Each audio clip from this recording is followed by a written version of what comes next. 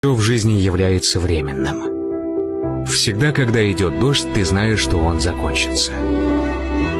Каждый раз, когда вам причиняют боль, рана заживает. После темноты всегда появляется свет. Вам напоминает об этом каждое утро. Но тем не менее, часто кажется, что ночь продлится всегда. Этого не будет. Ничто не длится вечно. Таким образом, если все хорошо прямо сейчас, наслаждайтесь этим. Это не будет длиться вечно.